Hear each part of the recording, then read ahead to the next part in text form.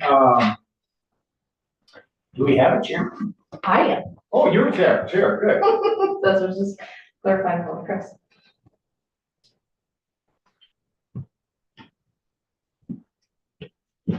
Okay. This is budget committee meeting number 1, I've been calling it, March 29th, 2024. And I call the meeting to order. It looks like of everybody I was expecting except for Craig. He's in power.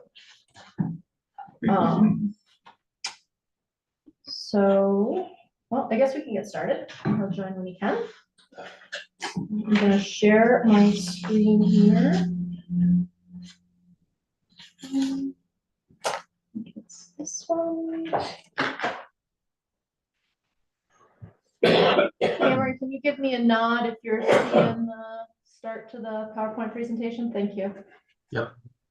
Okay, weird that it stopped showing up on my screen. Okay. Are we on camera too, or just sound? Now it's acting funny. Sorry, you'll have to give me a second here.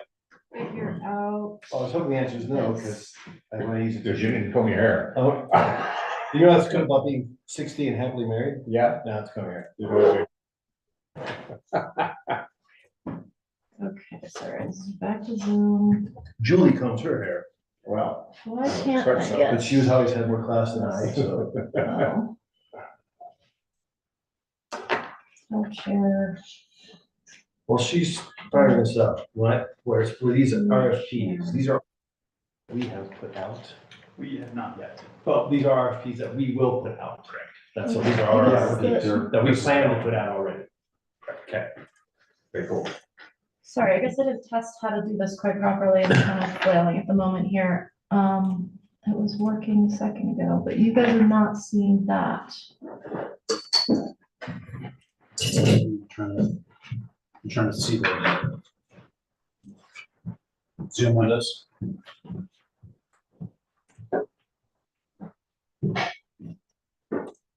Seems like this is set. I thought my hair's kind of comb.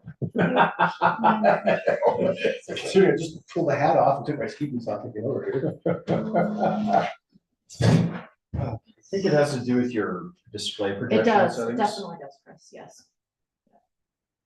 I'm just trying to figure it out. Well, I think you'll be able to make it down Canyon before the traffic.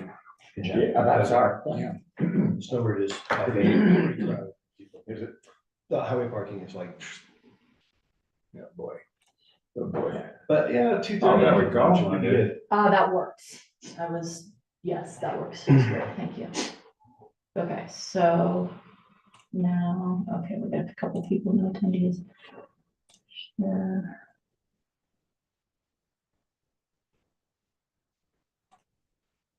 And now we're gonna go with this. And I will not want to go with this one. Okay, oh, but we just want that to show. Okay. That's probably your PowerPoint setting. My apologies. It looked fine a second ago. We're just gonna go here. Oh, no, that's where I was before. Okay. So goes back. Does that work? Okay, here we go. I got it up. Go. I think everybody, We got the first can page, yeah. Cameron or, Cameron was on. no, but I want Cameron or Craig to tell me whether they're seeing a slide that says Town of Alpha March 2024 Budget Committee. I'm guessing they don't. I was. It Yeah. was showing for us when it was not showing for you. But it's fine if I Don't can see that. No. I have to figure this out. We'll just. I already have a PDF. Sorry. Are you guys seeing the PowerPoint now? yes. Okay, Yep. we're just gonna, Thank you. I'm not gonna do it as a slideshow. That's what I was trying to do and it wasn't working, so. Hopefully this is okay with everybody. Thanks for your patience. This is our agenda today. We're gonna talk about, general fund revenue projections, a project list update, wage update, and sewer and water fund updates. We're gonna kind of focus on those things, and I'm gonna kind of give Chris the mic. Yeah, so this is kind of our first take of the budget for next year. You know, I'll observe what's probably obvious to everybody, it's saying that we're a little behind schedule where we typically like to be. In the budget year. Yeah, in the year for when we present a first draft budget and get a budget committee meeting together, that typically happens about a month before now or so. But we feel good about where we are. Jen's put a ton of work in the last couple of weeks into developing a first draft budget, which we'll present in full at the end of the meeting. And yeah, we want to focus this first conversation on the general fund, the water fund, and the sewer fund, and just some of these big sort of categories of expenses, projects and wages.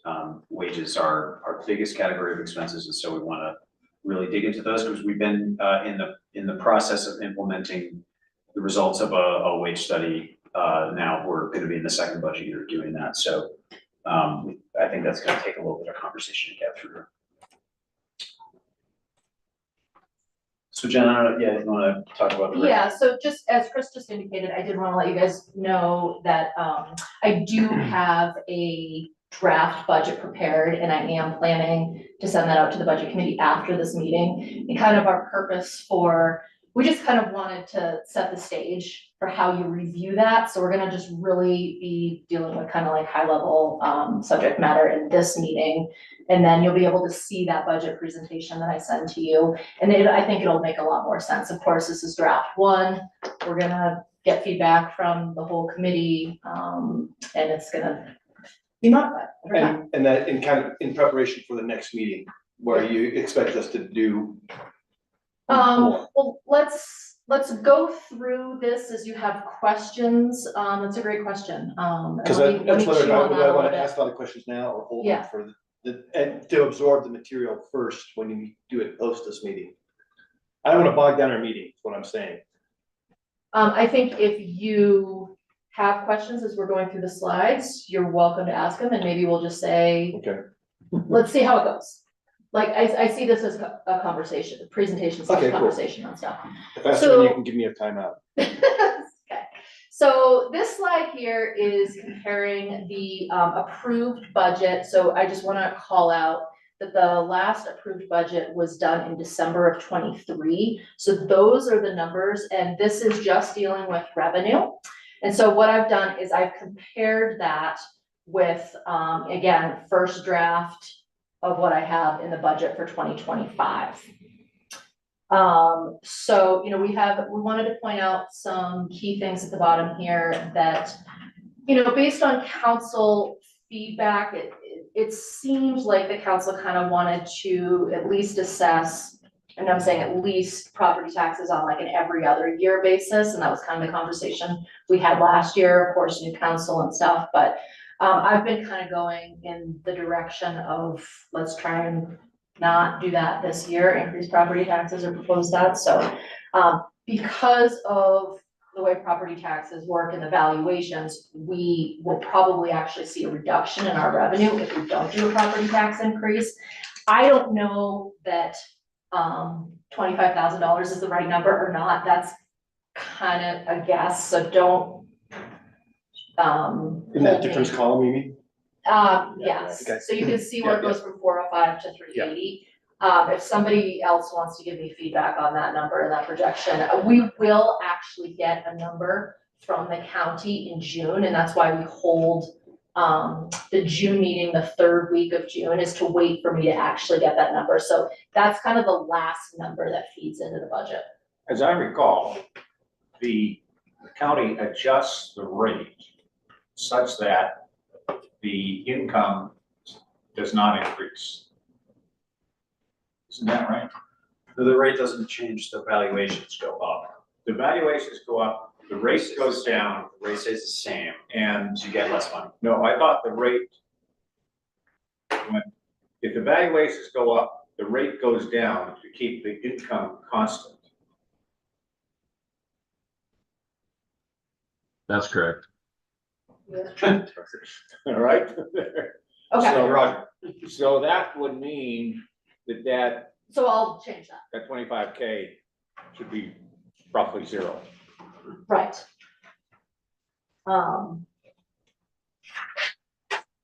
Okay, so we'll change that in the next modification, And all will be revealed in June anyway. yes. So- Yeah, but for planning purposes. it's Yeah, yeah, no, I think it's good to do it for planning, but we'll know.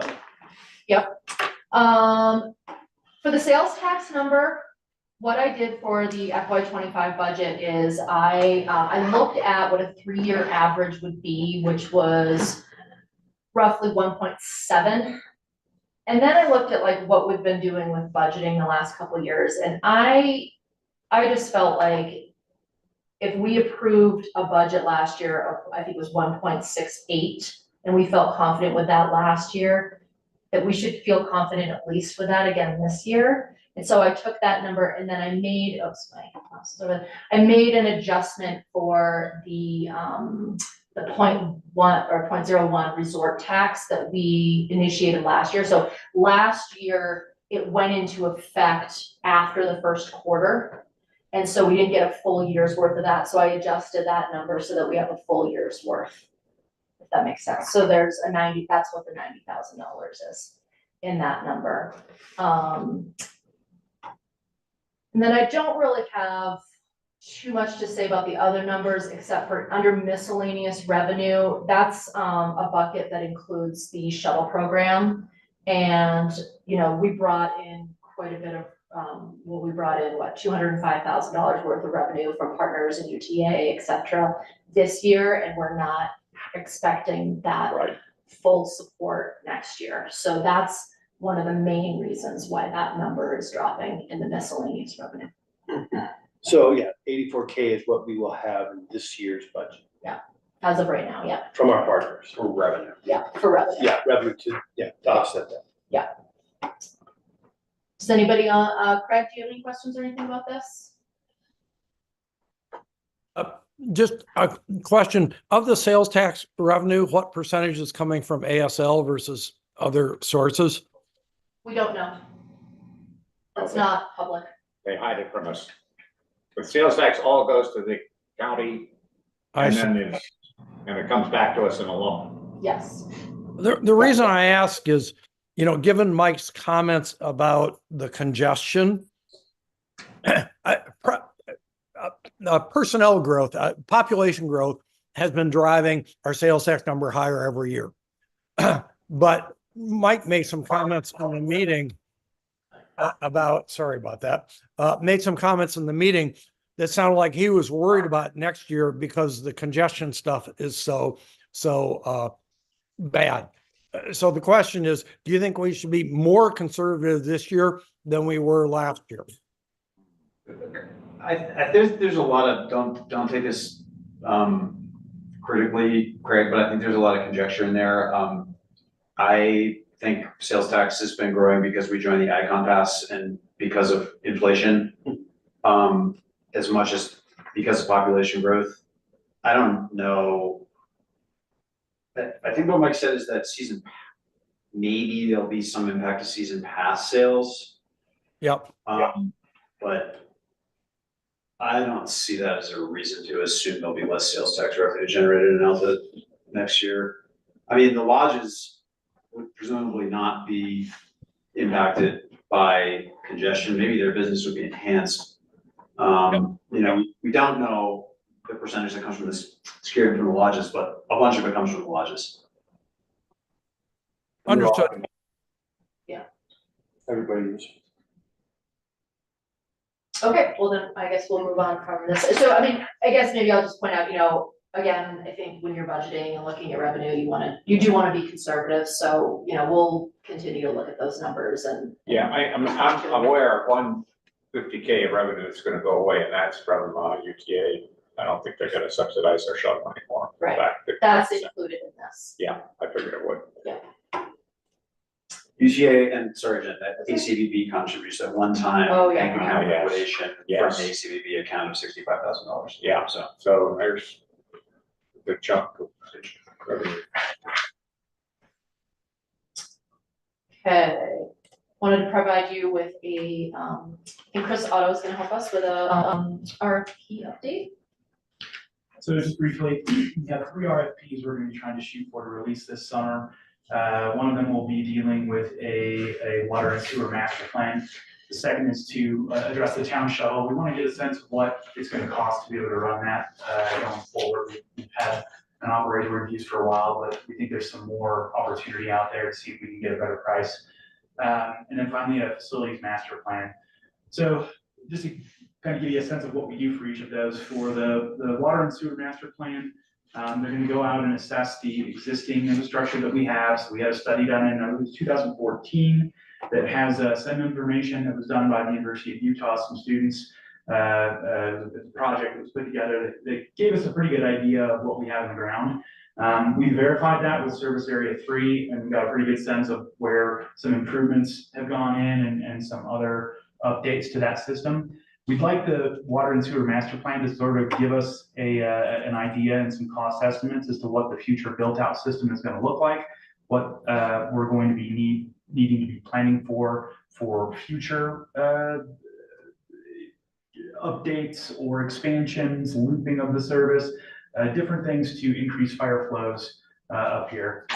And then also to come up with an ongoing maintenance and replacement schedule that would go with that, so that we can, put that into our rates in such a way that we can anticipate and budget for those replacement costs as they come together. The second with the town shuttle, we've looked at a lot of other shuttle system RFPs and just kind of got an idea of, well, what is out there, what can be done. We'd like to find out what it would cost to do this exact same service that we have now. So as you know, right now we have 3 services. We have an on-demand night shuttle, an on-demand day shuttle, and then more of a circulator that runs through town into all the lodges and over to the ski lift. We would like to be able to have them come back and give us a price per hour to run that shuttle service. And we've been able to calculate what the total number of hours would be to do that. So it should give us a pretty good idea of what that cost is going to be across a variety of different providers.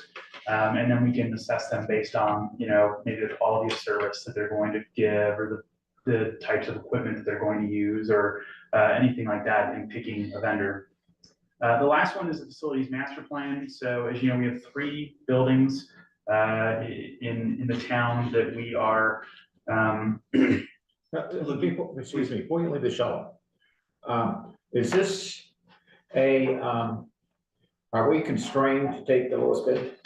We are not. So with an RFP, we are allowed to, in fact, we are not allowed to just take the lowest bid. We can't take the lowest bid. Yeah, we have other variables we have to consider, and that's part of our assessment criteria that we lay out in the RFP. So we would be wanting to know what their safety record is. We would want to know, if there be any modifications to our schedule that could potentially enhance what we're doing. So the type of equipment that they're going to be using, things like that we would also be using as criteria to determine a selection for the winning bidder. I would hope that one of the criteria will have to do with experience in this particular community with this kind of thing. I think that we're certainly going to be talking to folks and getting an idea of what it is they have valued and what they think could be done better. The sense we've gotten, I think, is that folks are pretty happy with the service generally, and would like to continue it. And as we were just talking before, you folks came in, we see this as sort of a municipal service, that this is what a lot of other ski areas do. It is something that the town pays for. And so we're looking to continue that service. We just want to know what it's going to cost to do that going into the future, so we can budget for it appropriately. Yeah, I'm sure it's the best proposal. And is there a weighted system where things are weighted differently? And do you have a template that you've used that's like historical, or you just have a checklist and who fills each box and who doesn't, which is different than they get a score for each of these. So we've got a score, metrics. and it's based out on percentage. And you get the whole number for best value. Mm-hmm. Okay. Yeah. And this will be what now, they're going into the 3rd year of being able to do this. This is kind of an ad hoc project. I think when we first put the shuttle together, it was not, it was kind of, we had to respond pretty quickly to be able to put something together. And so we're still finding our way on that, but I think we've had enough experience that we know what it is we would like to continue, and be able to use that criteria to get the best vendor. Okay. On the facilities master plan, you know, we know that we have some old buildings. Two of the buildings we have are probably fully depreciated and need to be replaced at some point. And what we want to do is have somebody come in and do a conditional assessment of the existing facilities, find out which one needs to be replaced first. That's kind of been a question that we've had is, okay, well, what do you do first? Do you do the community center? Do you do the AMO? Do you change the use of the buildings in some way to be able to accommodate future needs? Part of this is also a functional needs assessment for programming space, to get an idea of what it is that we would like to use those buildings for now and into the future. A lot of folks that are coming in and doing these types of assessments are building in a lot of multifunctional space, so that way you mix it up as time goes on. And so we'd be hoping to see something like that in their program planning component of their bid. And then finally, we'd like you to use that information to come up with a facilities master plan. We want something that can objectively guide staff and the council in making future investments into our facilities.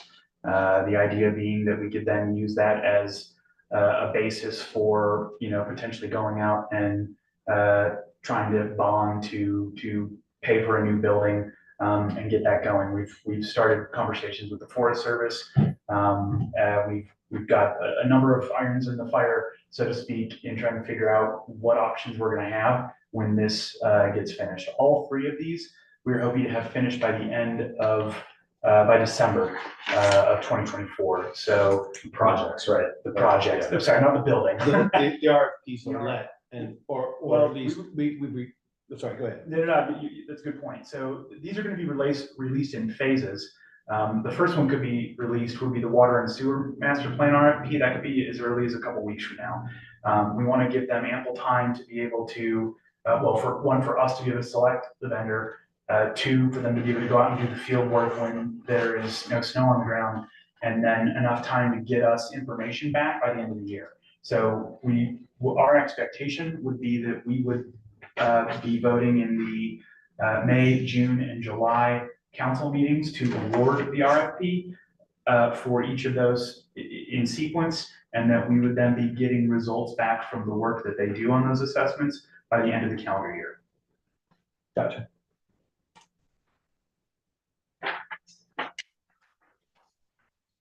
Thanks, Chris. So some of the other things we talked about would be some future capital improvements, looking at where we're going out right now, trying to get actual bids to have some of this work done. We had some folks up this last week giving us a bid on the windows for the marshal's office. It's coming in at just under $10,000, which is sort of what we anticipated. We're looking at a number of equipment purchases that potentially Mike Morey could speak a little bit more to within the Alta Marshal's office that they think are critical for the functioning of their team.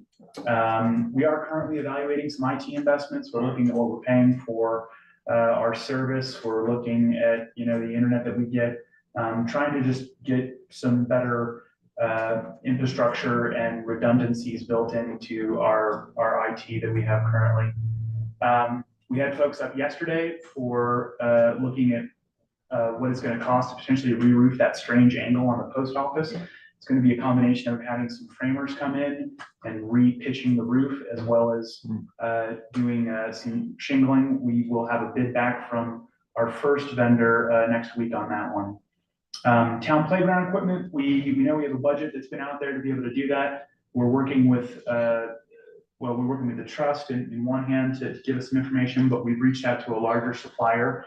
One of the challenges we're going to have with that is that we sort of had a budget of $5,000, and they're kind of like, well, that's probably not going to buy you too much, but maybe one of those springy things you can sit on.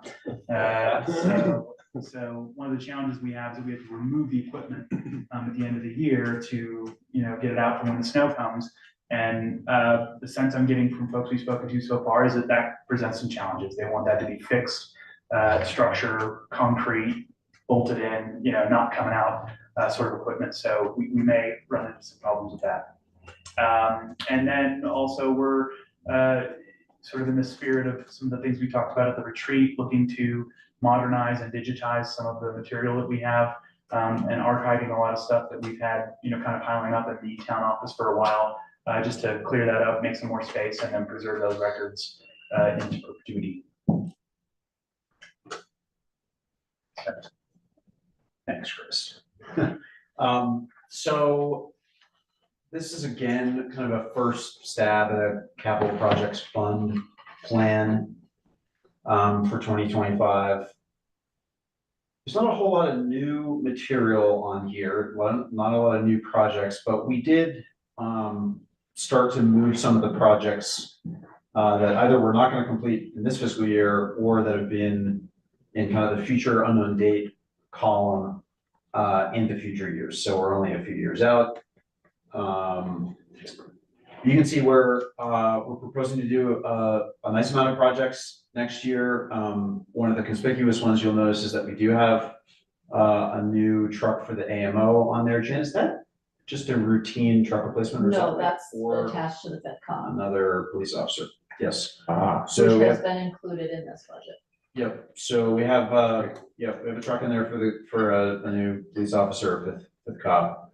Another phase of the security camera project that we've started in the current fiscal year.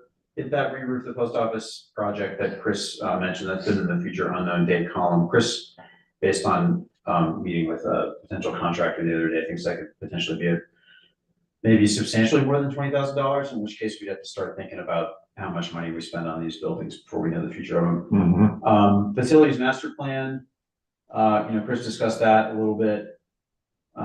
New website, Molly's putting some work into, starting to rough out a scope and looking at potential contractors for that. I think that's a nice, should be a decent budget for that project. We'll have to see. Mobile data terminals are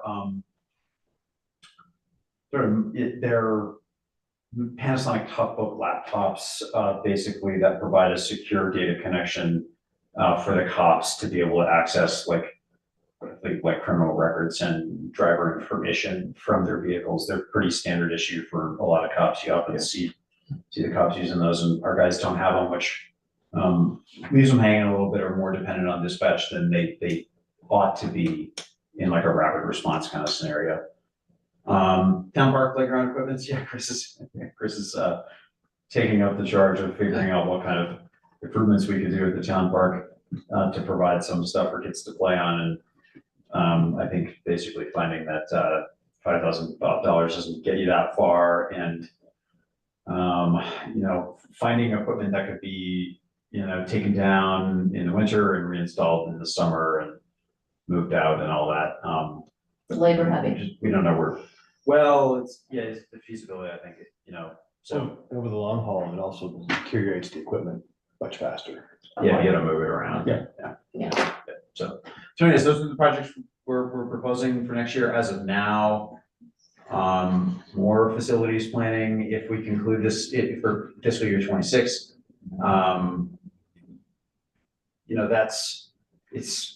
We're not gonna be ready to put shovels in the ground after doing a facilities master plan. We're probably gonna have to do, if that project concludes with the priority full structure replacement, like if we decide we're gonna replace this building or out the central or something else substantial, we're gonna have to do another architectural feasibility study. We're just gonna have to. So, or some level of design or pre-design work. So that's why we have that cost in there. $3 million for a new building in fiscal year 27. That's fiscal year 27 begins, let's see, 24 plus like in 27 months. So we'll see about that, but we put it there for now. So what kind of building can we get? Before you go to wages, can I just ask a couple of points of clarification, which I think on slide 6, that the Alta shuttle is a OpEx type of thing. The other two things are CapEx is the way it looks to me. And then on slide 7, it looks like everything was OpEx except you put the re-roof, the post office in the CapEx. Did I understand that correctly? Yeah, yep. Yeah, the re-roof, the post office project has been in the capital projects plan as a future or unknown date project for a while, so it was just sort of easy to roll over. I think it's common to put, routine projects on facilities that, replace assets and depreciate on a dependable schedule in a capital projects plan, to capitalize projects like that, so. But the window replacement project, that's looking like a small enough project that we don't feel the need to capitalize it. AMO equipment and IT purchases AMO equipment, that is tough books and $25,000. And we haven't, adopted a dollar amount threshold for capitalizing projects, but that would probably be over it, on our means. Look, I hear you, Chris, and I wasn't really arguing. I was just clarifying. I would make, though, a couple of comments. I think it's not a dollar threshold that flips you over into the capital territory. It's frankly the useful lifetime of the building. And one of the things that I produced last year, if you remember, was I looked at what we were spending in capital projects versus what our actual depreciation number was. And if you remember, we were spending less than our depreciation. And that alarms some people because it implies that we're underinvesting. What I didn't understand at the time, and I do now, is that some of the buildings that we inherited from the post office basically are on the books at zero. So there's no depreciation item for those things. And so we know we need to do those things, at some point in the future. And I think one of the things that we historically have not done is put stuff in the capital budget until we basically have an approved plan. But I'm particularly listening to Mike Murray. I know we have to replace some buildings fairly soon. And I don't see any scenario in which it's going to be less than the $3 million. And the question is, do you want to start accruing, even though we don't have a plan to approve yet? Should we start accruing now? Of course, if we only wait, if we get a master plan, the numbers will be more precise and it's only a year later. But I do think it's alarming that we're under reserving by a significant amount our depreciation schedule, which frankly is way, way low because some of the buildings are on the books at zero. What you're suggesting, I think, Greg, is we want a building replacement fund that we just, we keep putting money into. And that 3 mil is kind of like that. But I question whether we could replace Central for 3 mil. It's not based on anything. Okay. It's a placeholder, right? Yes, but Roger, that's my point. My point is, I'm sure the 3 million is a low estimate, but we're not reserving anything now. And if we wait, another couple of years, that's 2 years lost of accruing that might make our budgets in the future, avoid a huge jump in we're going to have a jump in taxes anyway to fund that stuff when we finally approve it, but it will just lessen it.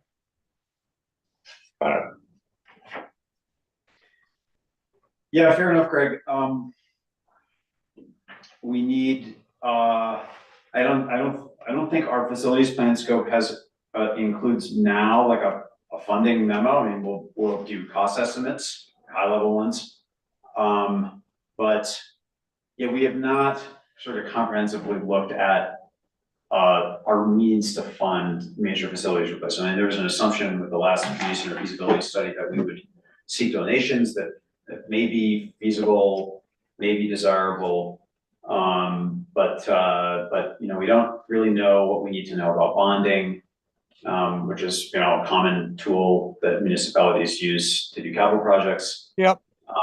And we haven't started kind of feeling around and projecting a property tax increase to cover some amount of annual revenue towards a savings plan. So it's just, it's a little hard to do without reliable cost estimates. And the last time we did a detailed cost estimate on a new project, we were looking at a 10,000 square foot building in a giant avalanche path. And, the project struggled to reach a finite conclusion because the technical complications of building in that site were so substantial that Yes. it couldn't really, they couldn't complete the cost estimation.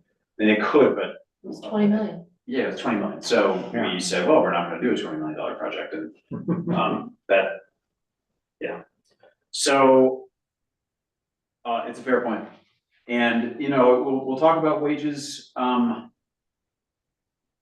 We reviewed the revenue slide that Jen had early in the deck and, between Jen and I internally, we haven't thought about proposing a property tax increase for this year, but when we get around to looking at the whole budget, you'll notice that the, capital projects fund transfer this year is smaller because we're proposing significant wage increases to keep up with the recommendations of the wage study. So that, that and increasing investment in the shuttle on the town's part, those are kind of the big levers and they could eat into our, capital projects fund transfer. They will, if we proceed as, outlined. So, Yes, yeah. sorry, I'll put my hand down, but I don't want to get in the weeds with this. But it's represented incorrectly often enough. I just want to restate that my priority is not the replacement of Alta Central in the short term, more so being involved in some comprehensive replacing the community center and getting some workable police space in that building. Okay. Mike, that would imply that your staff would be split to some extent between these two buildings, between Central and the community center. And that's okay with you? Alta Central is not a public access facility. It's a secure facility. Okay, so True. we're a lot less worried about our, doing our business with the public in the Alta Central building as we are having some street level ADA compliant facility where we can interact with the public and the people that we need to interact with. Okay. Well, Thanks. Thanks, Mike. So wages, so a little bit of a review of, our, a staffing picture. We have 12 full-time employees. That's, a marshal, 3 deputies, 4 full-time dispatchers, 4 administrative staff. We have 10 individuals working part-time jobs for the town. That's a few marshals, a few dispatchers, postal clerks who have a couple of other job titles in sort of limited capacities, and then folks who do work on buildings. 12 different job titles. I think, I was working up this slide this morning and I typed up, we've historically retained employees relatively well. I guess I'm not sure that's necessarily safe to say. Administrative staff have, sort of infamously stayed in their positions for their careers. I don't think it's as important either. What's that? I don't think the history is as important as making sure we're going forward correctly. Because I think things that were true in the past are no longer true. Yeah. Which is why in my personal assessment, I de-emphasize the historical stuff. It may have worked then, but that's not working now. Well, I think it's, whether anybody intended to depress wage growth at the town because they thought people would never leave or not, it is part of the picture. And I agree. It's a cultural thing in Alta. Alta is a place where historically folks have come, they fell in love, they've stayed. And they've gone happily ever after when they get to retirement, and there you have it. But things have changed, obviously. So many things have changed. Cost of living in the Salt Lake Valley has gone up substantially. Again, this is not something I researched. I think that's, really something that's been happening conservatively in the wake of the Great Recession. Housing prices dropped substantially during the Great Recession, and then they really started to climb up. Again, I think Craig and I were having an exchange about what's caused increased visitation to Alta. My opinion is that the big factors presently are not as much population growth as Alta joining the Icon Pass, but also the post-COVID economy. I mean, outdoor recreation, the demand for outdoor recreation exploded during COVID, and it has not receded. That's like a structural change to people's lifestyles that they made. And that has really changed the nature. I think it's safe to say that's changed the nature of working in the Little Cottonwood Canyon, because for whatever reason, people are coming up Alta in greater numbers and getting stuck on the road. Over the past 3, 4, 5 years, the burden of working in Little Cottonwood Canyon has really sort of started to break the will of people who've been committed to this place. And I think every employer in town would tell you that is making it harder and harder to retain employees. People just aren't willing to sit in traffic to get to work and then to get home at the end of the day. So that kind of compounds the challenges of paying resort community wages in a housing market that's kind of going through the roof. So, And the fact that you just pointed out, which is the terrible and getting worse commute situation, is generally not offset by just paying higher wages. probably not. Yeah, it's hard to say.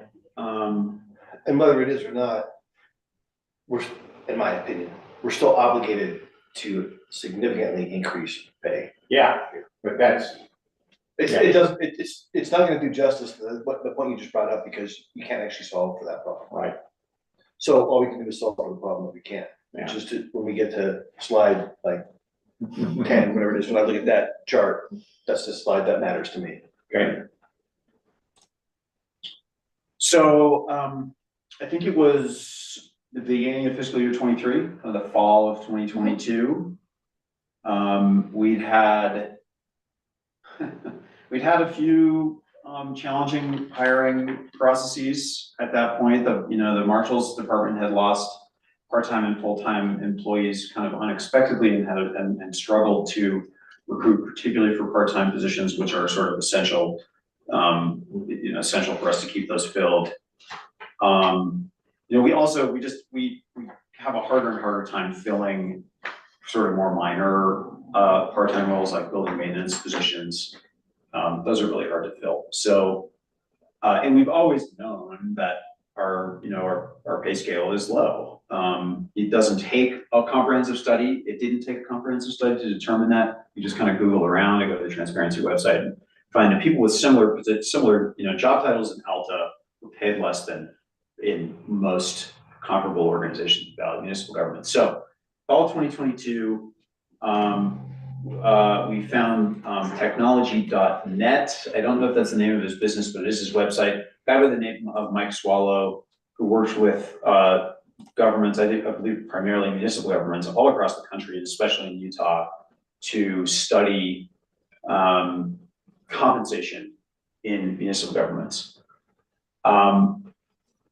The outcome of his work was yet again, something that we basically knew already, that we need to significantly increase the wages that we pay the folks in order to reliably recruit and retain employees in this job market. The framework that we used last year to make kind of a limited range of adjustments, we just updated. Jen got with Mike to pull comparable data sometime in the last couple of months, and it's produced this new, just a new framework of comparable wages for similar positions. So the worth of work framework is the core of this. It's the first in like a dozen tabs. And basically what it consists of is this 4-factor job value ranking. And last year, supervisors got together with Mike Swallow to talk through what the responsibility, job knowledge, difficulty, and work environment conditions are for each of our respective positions. So, you know, I'm not going to speak too much more about that. Jen was part of that work, so she might have some more to add, but just know that that's really the foundation of the outputs of this wage study. So these are our comparables.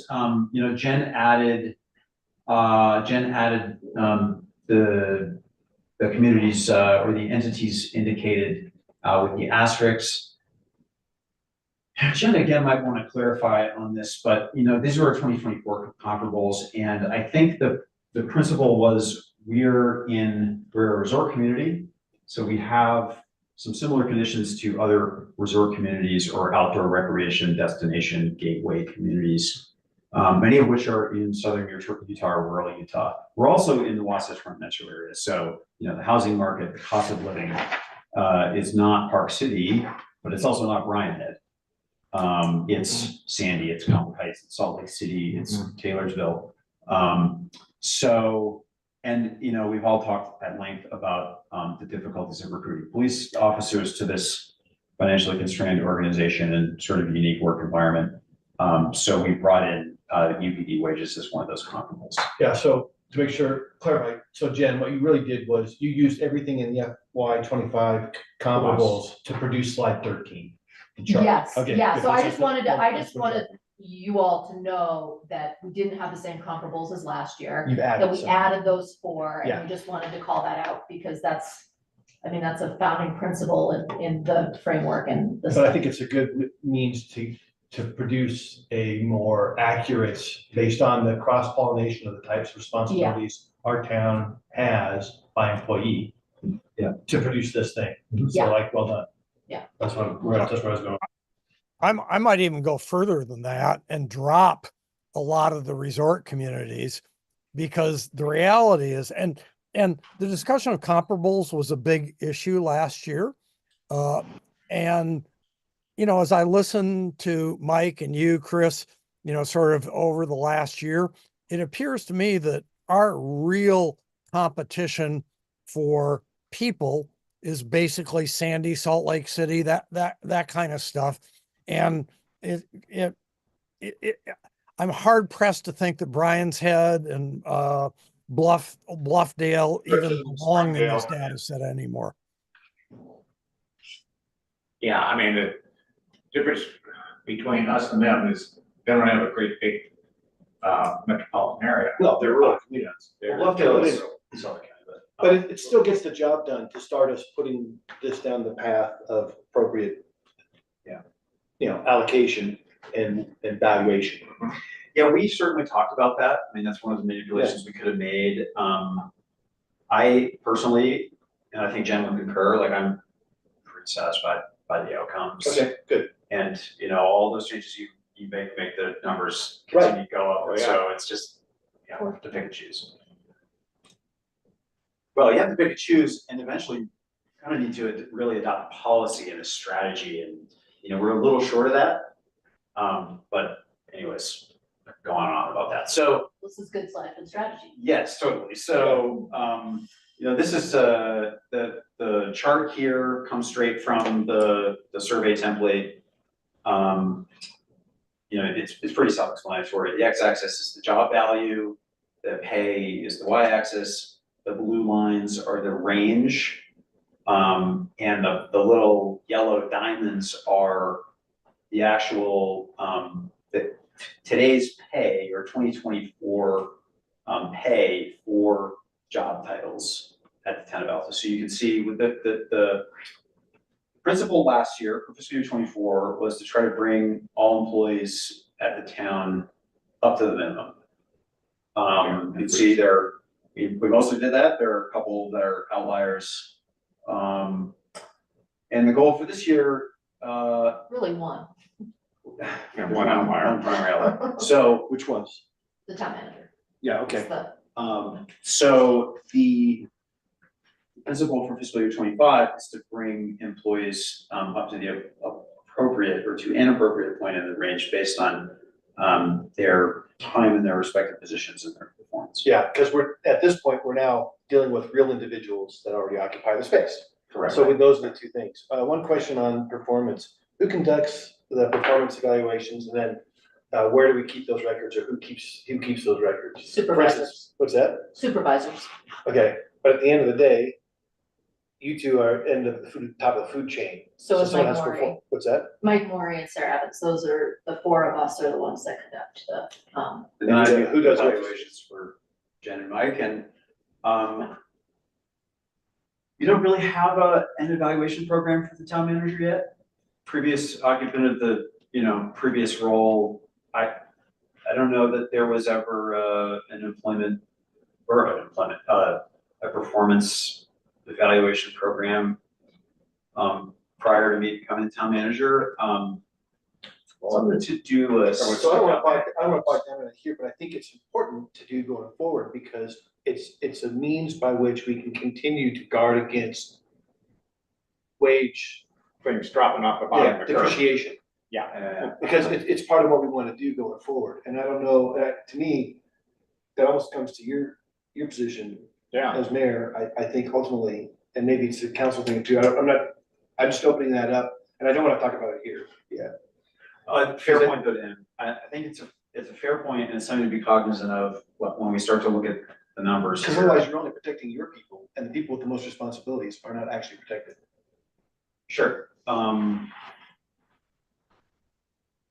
That's a fair point. I'm glad you brought it up. I don't mean to, I say we move forward. Yeah. But I was just curious about that, because I identified them here as the means by which we're gonna get that chart in the right spot. I will say we've not had like a top-down performance review program like you have in a growing corporation or probably a medium-sized municipality where there's like a standard program for doing performance evaluations. Yeah. Kind of been up to supervisors individually to determine how they do performance evaluations. Jen has Jen has been evaluating employees for what, 16 years or something like that since, taking over FOA. And Mike has, essentially 7 full-time reports. So Yeah, that he's got the Marshall's reports. Department has a pretty functional performance evaluation program. The way, well, and I think the town as a whole, in my observation, has been taking it a lot more serious as of late. Well, and I think that's good, And I think- because we're taking this Yes. more seriously too, Exactly. which is, to me, this has primacy over that. That is a tool to support this thing. Yeah. Yeah, And so changing those we're- little gold dots. Okay. Cool, thanks. Hey, can I jump in really quick, Chris? yeah, I just wanted to clarify the code that we passed for the town manager has the town council reviewing the town manager every 3 years, not less than every 3 years. Less. And that may be adequate too, Cameron. I'm not trying to, Yeah. throw a bunch of structure on top of this thing that weighs us down with bureaucracy. But I think if we've got that in place, that's probably a really smart thing to do, and we can chat about that as we go forward. but I don't think that constrains the town manager's salary to be constant for 3 years, does it? No. I don't think so. No. Yeah. That's set by ordinance. just- And the Just thing throwing about it that out though as is an that experiment. yeah, thanks, Cameron. And that, I wished I'd looked up what the code says, because I know it says something. Yeah. I was just gonna say, in my experience, this is one of those things where the more regularly you do, if you only do it every 3 years, it's like kind of a burden in Yeah. a way. And it's like, oh, what do we do? How do we do this? I What's the agree. format? When you just do it every year and it's part of the program, it's part of the structure, it's like, it's much easier on everybody. They know what's coming. It just makes it so much easier to be a part of it when it's got some regularity to Right. it. And, so. It's not as invasive as a polygraph, but it's not something you're looking forward to every year, but you get it done. Some people look forward to them, but Polygraphs? no. Anyway, I think they're a valuable tool. I think it's a really great way to keep things healthy. yes, Things won't fester. correct. So, somewhere between the, sorry, just remember Miller, somewhere between the job value tab and, the pay, this is the pay plan. This is a big The one. pay plan. Yeah. You know, there's like 7 or 8 tabs in between there, but, this is really where the rubber meets the road. So we compute the job values, we input the comparable data, and then we get, this pay plan. So this provides, hourly and annual pay rates for, town of Alta job titles.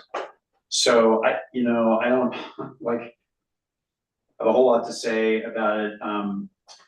The biggest adjustments that were made last year were really for the top 4 positions on the list there. And the town manager salary is below that range, but it's still higher than it ever was before. And then the other, the marshal, the clerk, and the assistant town manager, those are the other 3 big adjustments last year. So, sorry, go ahead, Aaron. The fact that it was higher than it ever was before is because there wasn't the one before. Fair Yeah, so, As you all hear me often say, I don't understand the slide. I want to make sure I do. So when I'm looking at the left graph there, where he's got the pay range, sorry, graph. The left is by hour and the right chart is an annual based on working 80 hours. So my question though is why I don't think I understand it, because it doesn't actually, it just says a compensation study. Where are our employees actually on this? Where do they fall on this box? We don't have that slide for you. Damn it. Okay. Yeah, we just don't. But this is really, this is FYI to help shape our expectations of what we should be doing. Yeah. Yes. Okay, Yeah, got it. but I'm tracking. I But now for understand. instance, I mean, like, in our organization, the identity of 1, 2, 3, 4, 5, 6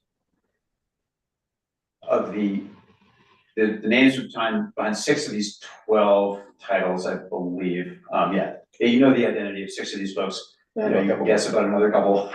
So, Well, but what you wanna know is if we implement this, where does it move that chart? Where is everybody on the chart? Is that your Yeah, question? and I was, Yes. yeah. And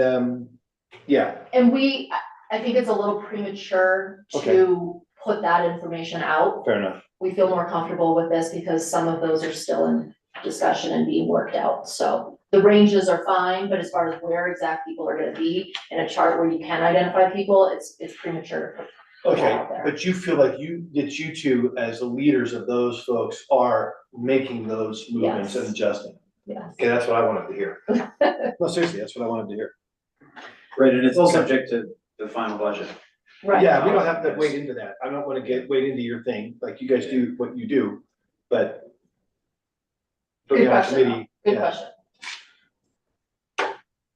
Okay, oh, there we go. So when we take the individuals in their respective job titles, we do have tentative pay rates for next year for everyone at the town in their respective job titles. We plug those into the budget, and this is how they are reflected in the by department payroll or wage budgets for next year. So the up top, we have fiscal year 25, 24 rather, down below we have fiscal year 25. I didn't highlight in the last slide that we do assume, and I should have, but could you go back up to the last slide actually? Yeah. I just want to point out, this is with that 3.2% COLA, Oh, yeah, cost of living increase. Yeah, I know, I That's saw that. from the Social Security Administration, and if you get the electronic version of this, you can click through to the memo from the Social Security Administration, so anyways, fiscal year 24 to fiscal year 25, so, again, some pretty substantial percentage increases to our biggest departments, in particular, do keep in mind, we've got, a starting salary for a fifth cop in the marshal's department, so that's where, a big chunk of that increase comes from. So again, Jen's got the technicalities of this on the back of her hand. These assume, 80 hours is a full-time, year for someone who works 40 hours a week. Marshals work 2,496 hours of scheduled work. So how much of that is And they're- overtime? Well, 16 out, well, in a weekly period, it's 8 hours, Yes. per 48 week, hours per week, it's Yep. 8. So that, Based on those- their schedule, what they already have. yes, so those 8 hours of OT for scheduled OT are included in this Yeah. budget. So That's what I'm saying. 2496 excludes the overtime. Schedule. Yeah, it does. So well, right, so what I wanna just be specific about is it's scheduled overtime on a regular basis. That's included in the base wage. Yeah, For as it that should be. only, no one else. Right. That's reflected in the column, in the budget column. Because they have a That's 40 where hour work week. that's where I put my cushion for OT and look back at historical numbers and whatnot. So, and I thought it was helpful to, and these are, again, the fiscal year 24 budget numbers that were approved in December. Up here, so I like to call that out because some of those numbers did change from the original budget that was presented. Back in June of 22. Right? You're I the got it only wrong one on that the- I can know I remember got it that. wrong on the slide earlier, so anyways, on the FY 25 at the bottom, No one's gonna challenge her on that data point. um, Because no one else is following that. You're the only. no, person. Chris was nodding that I was doing.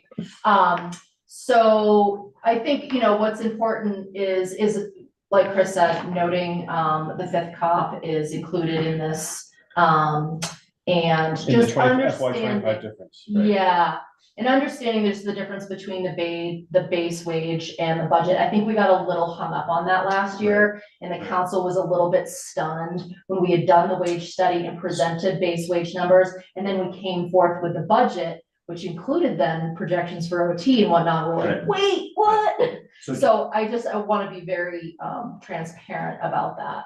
So, yeah, right. So just to clarify, the first number column on the left is base wages, and the second number column is with some percentage of that as overtime. Right, and like you'll notice like court, sewer and water down at the bottom, the way we are currently budgeting for those is it's a percentage of, basically I'm taking a percentage of the each admin staff's time, anywhere from 3 to 5%. And I'm taking that and just directly putting it into that budget. So, for sewer and water, in that department for court.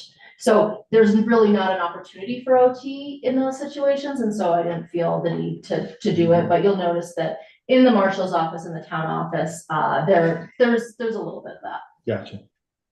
And that's, like, the clerks have historically billed time to water and sewer, but Correct. the town administrator and assistant town administrator are not. So that's maybe And I- the strongest explanation of why the water payroll budget's gone up by 55%. Yeah, and I only think, I think when Kate was the clerk, I don't think any of that happened. I think maybe halfway through Piper being the clerk, she started doing it and doing a percent, and then, this year I've done it for all 4 of the admin staff. So, And Jen, did you eliminate the bonus or did you include the bonus in the base wage or in the budget number? that number is not included in these numbers at all, but it is, for right now, it's the same as it was last year in the budget document, but that's not reflected here. Yeah, I mean, from my perspective, the number that the town council needs to sign off on is the total compensation number. And that would include the base wage, the overtime estimate, and the bonus estimate. Okay. That's a Yeah, I think that's. good comment. Yeah, that's great. Yep. I think that's a great comment. And I want to dig into that. I think, we've all talked about the town of Elton bonus program, but I will point out it's like, it's a very small number against, you know, either 1.17 million or 1.39 million. But it is in the full draft budget document that we'll get to.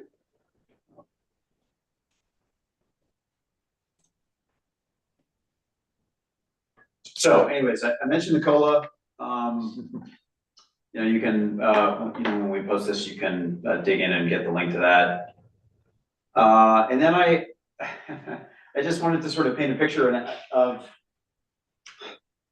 you know, if we want employees to come work in Alta and stick around, we have to think about what it takes for them to, you know, settle down in their lives more broadly, which is not like a lot of folks who work in Alta, take the average Alta employee and maybe not at that point. When I started working in Alta, I never thought I would settle down in Salt Lake City, Because where'd you think you would? He didn't know. No clue. There was no answer to that question. Well, it's true. It's just, yes, but, you know, jobs at the town require stability. They take learning, they take education and training. So we're competing in more often, the average town of Alta job, I would say, requires us to compete for people who want to be settled down. And so we do have to think about things like the cost of living, housing costs, homeownership. And I pulled some numbers for, you know, what it costs to buy a house in various zip codes that are within like a half an hour of the mouth of Little Cotton Canyon. You can see those numbers are kind of mind melting. Yes, they I are. noticed you didn't put 84092. Actually, yeah, that's what Well, I I thought. did, but I believe that's about $800,000. No, right, it doesn't matter. It's about 800, did you say? 850, yeah, yeah. It's I like think That was I what think it was when we were doing. I think that's low, because it doesn't matter. Yeah. Yeah, It's so. definitely not 800. It's way Well, that's, Anyway, doesn't matter. well, it's not in Alta.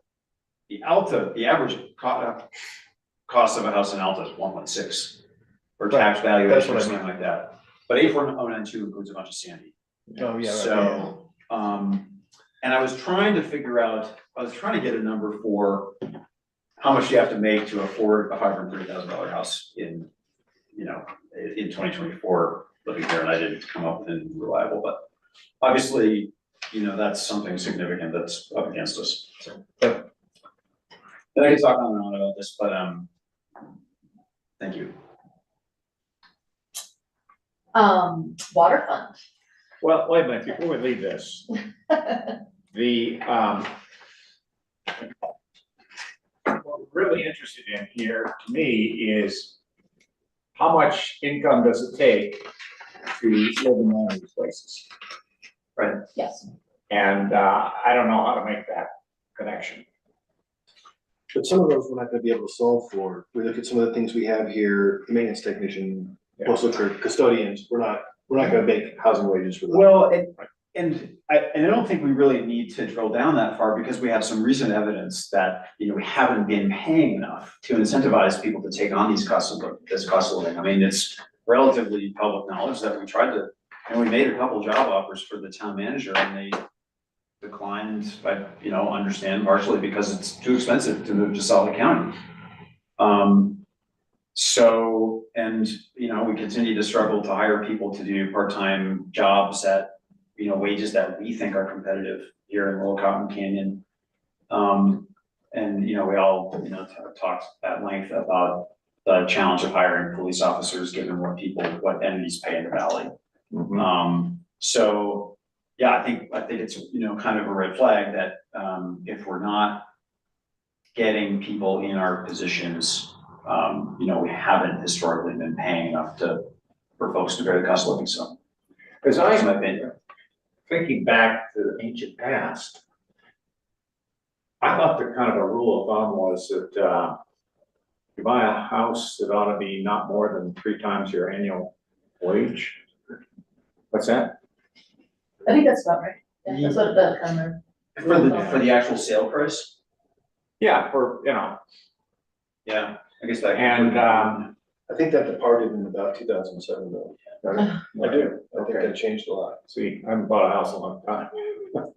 That's advisable. Yes, thank you.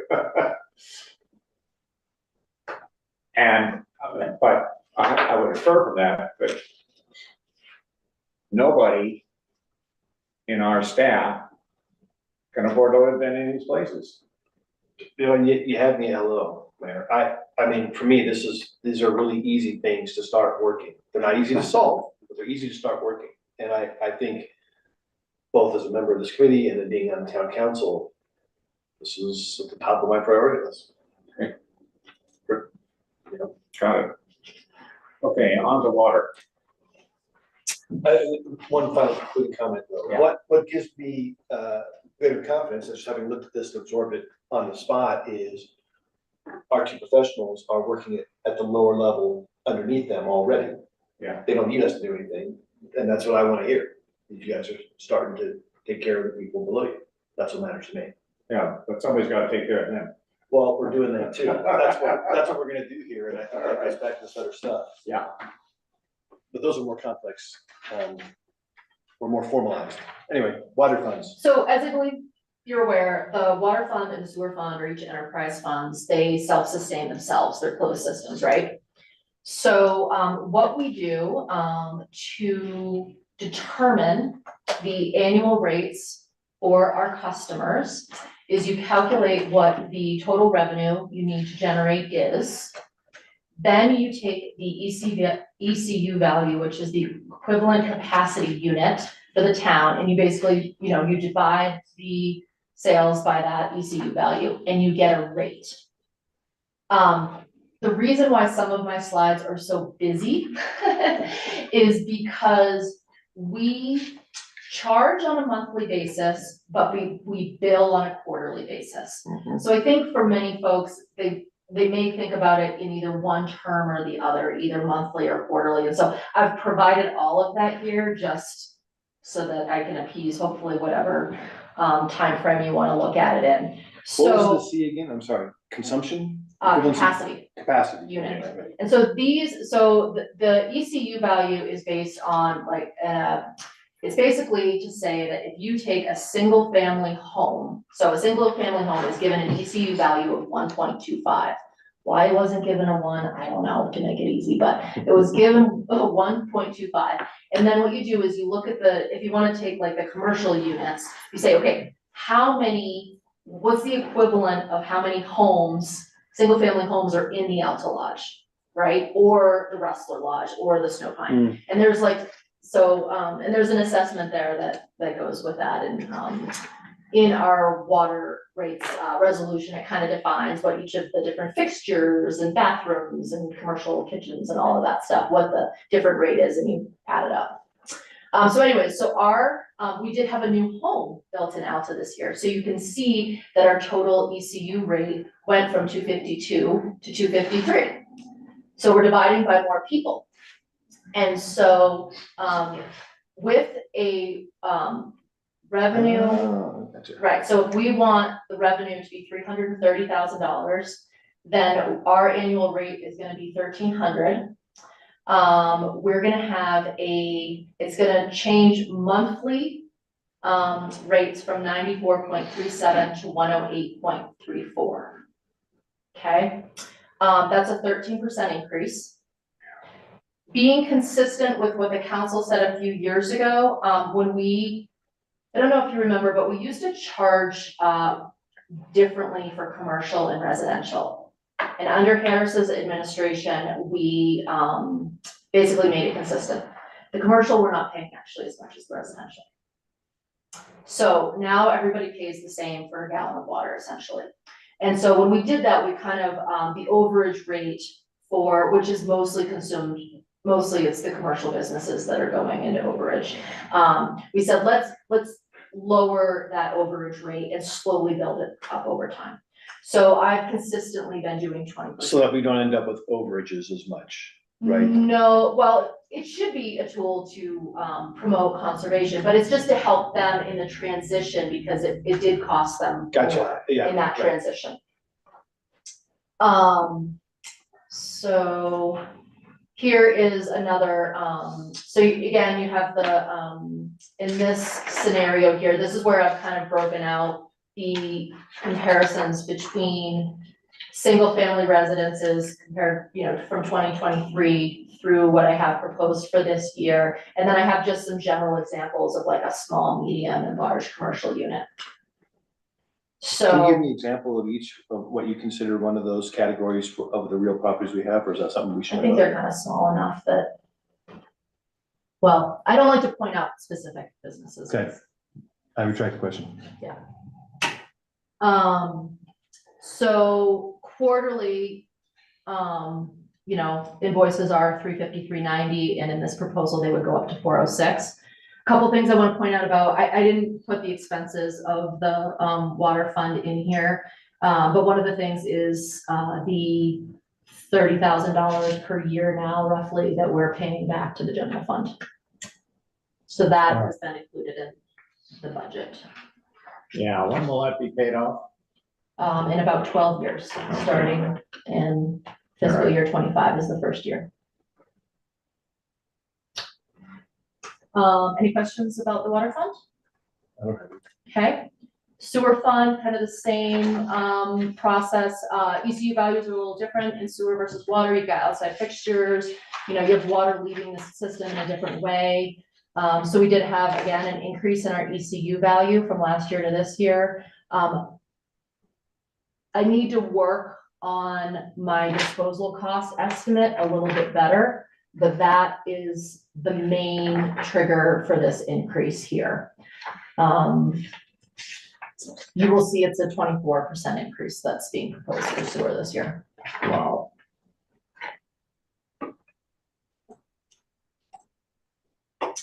So what that really means to folks is, you know, in fiscal year 2024, your invoice has been, you know, per quarter 251.18, and it would go up to 311. You know, several things on both the sewer and the water. I think we're budgeting better for these. Enterprise funds. And with like the studies and whatnot. In these rates. Yep. Roughly how much is going into a sinking fund to offset Yeah, depreciation? I wanna say, I think it was, it's less than 10,000 in the sewer because I don't wanna raise the rates anymore. I think it's like 6,000 or 7,000. And then in the water, I think it's around 100,000, maybe just less. 100K for the water and 10 for the sewer, roughly. It's much less in the sewer. Yeah, okay. The sewer, I don't think the sewer had a rate increase in, I don't even know how long when I came to the town. Mhm. The water fund was dealt with a little bit more and there were more annual increases there, but the sewer fund was not touched for a long time. So I think we're dealing with that a little bit too. And these rates are still under what the average is in other communities. If I remember, we were talking about this previously, or I saw it in town council meeting before I came on. I'd have to pull. those Yeah, there, down. it's not an easy apples to apples comparison because we do ECU billing. And like the major water providers in Valley. Just- I mean, I don't think, yeah. Well, the difference that we have is we have a 2-tiered approach versus like a 4 or 5-tiered approach. We have, you know, your allocation, your 64 in a single family home, your 6,400 gallons of water a month. If you go under that, you don't get any credit, you still pay, you know, the ECU rate. Right. If you go over it, you pay an overage. And the reason why the town back in the day, you know, set it up that way is because they had to be able to fund the system 365 days a year. And a lot of these places were used very intermittently. Yeah. So they were trying to like standardize the annual revenue. That's a reasonable Is approach. my understanding of it, and that's, Yeah. but, and we did do, we've looked a little bit into if we did have more tiers and we can move in that direction, but, I don't think there's a compelling enough reason quite yet to go there. Basically, it's a capacity charge as there are with electric grids. Yeah. You know, That's a nice way to frame it. and then a usage charge. So that's the end of our presentation today. What is the next move? Yes. we It was need to brilliantly discuss put that. together, you guys. Nicely done. Would we like to, so what I will do is I can send, this presentation out along with the draft budget document that I have as of now, just so you have some reference point to it. And then, yes, let's, do you want me to send out a doodle poll, or do we wanna try and Let's just try to discuss? do it right here. We're all sitting. Okay, here. sounds great. What, One less set of emails you have to send out right? and wait for responses on. Next month, right? Yes, and That's so ugly. I meant to actually come with dates that I was gonna propose, and I didn't. April. Okay, so April 10th is the council meeting. Do we want to meet on the 17th or the 24th? I'm out of If- town 24th, but I'm here 17th. I don't know about everybody else. Let's see, The this is, 17th would be better for me. 17th is good for me. That's the league conference, yeah. but we could do in the morning. I don't know. Like you're leaving, Roger, but we I could would- do like Monday, the 15th. I can support that.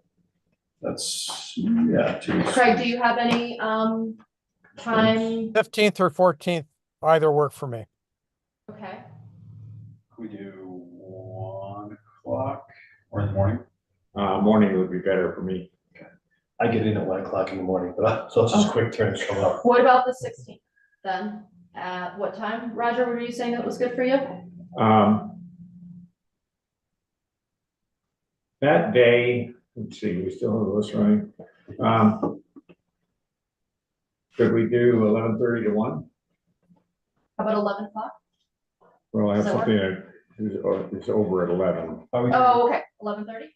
Yeah, we're doing on the 16th now? correct. I was just going with that since Does that work? for Monday everybody mornings else? can be a little, it's Or nice to, or the afternoon. If we could do it later in the afternoon. on the say- 16th? Yeah, like maybe 2. I have a 12 o'clock thing I gotta do down Valley. But, 2 would work for me on the 16th. nine. Okay, let's do it. Okay. 1400. Craig was on board with that? 2 o'clock on Tuesday, the 16th?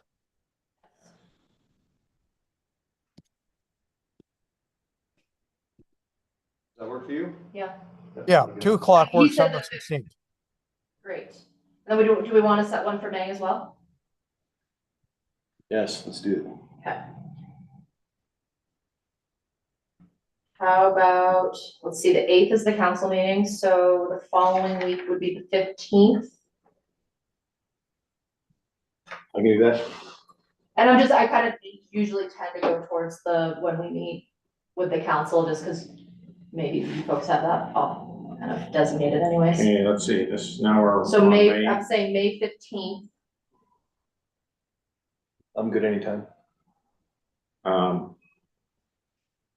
I'd like to suggest 1 PM, but that can be. Well, I have a council of governments meeting that I like to join now and then, Okay, which, it's only quarterly. Yeah.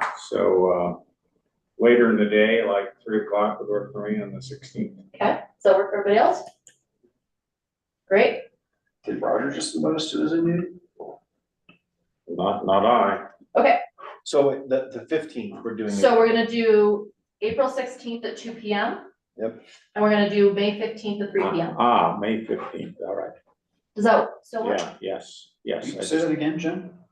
April 16th, Yeah. 2 PM, Uh-huh. May 15th, 3 PM. Actually, I had the wrong day, so anytime on May 15th would work. You guys want to move it to 1? Is that even? After- One would be great, The Yes. council meeting. Let's do it then. it's the week after. Yeah, is that okay? We'll have adopted a tentative budget, and then we'll have a budget committee meeting. Oh.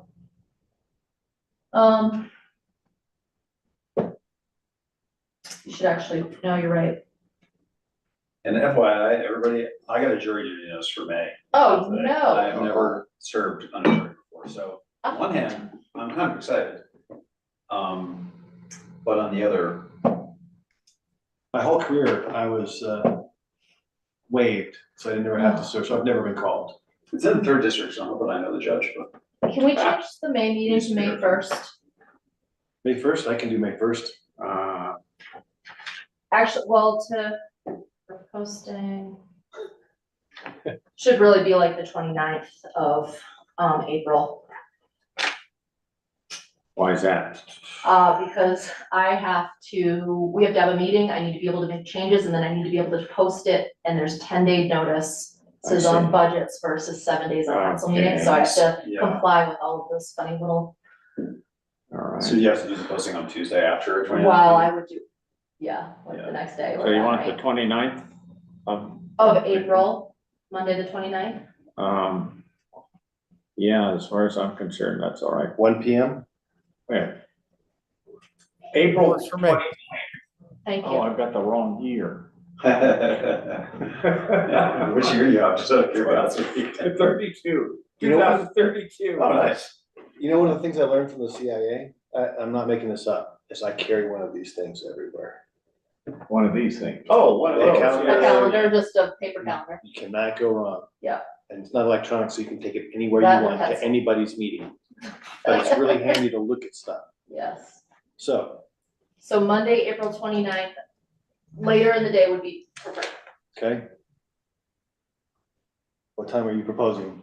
I would say, let's say 2 PM, so Roger can get on the list. Two PM on the April 29th of 2024? Yes, let's see, I Here's do what I have to have get the right, Oh, true that, What's that? the lifts will be closed. yeah, the list Yeah. is long, so it doesn't make it, depending on the list, will not help. Yes, I can, yeah, sure. Monday, April 29th 2 PM?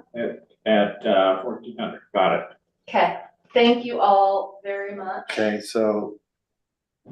TC budget, I can delete this other one. using Can I my have phone. a motion to adjourn? Well, what did we do for May? No May, No because May. that's the April 29th, leading into the Okay. May, that will, Second that. are you gonna motion, Dan? Oh, I thought you. To it, I thought you I motioned. asked for the motion, maybe I'm not, I move that we, conclude our meeting. Okay. Meeting is adjourned, thank you very much. Who's sent this out? Thank you for everybody that joined us remotely. See y'all. See you, Cameron. Zoom meeting. See you, Craig. All right, bye, thanks. Thank you all. Burke invited me to a budget committee meeting? She Who's did? sending out these I doubt it, budget committee meetings?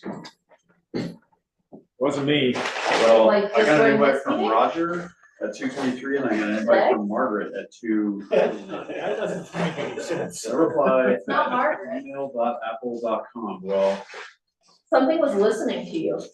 Seems like a device or spooky. Just want to go ahead and find it. And it also happens to, by the way, I invited Wes Morgan and John Burke. So, Nicely done, folks. it's Roger. Super informative Yes. and focused on progress, On which what? is what we're all about. It's-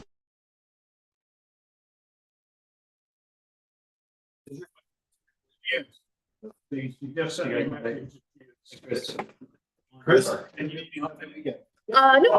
No, I'm good, thanks.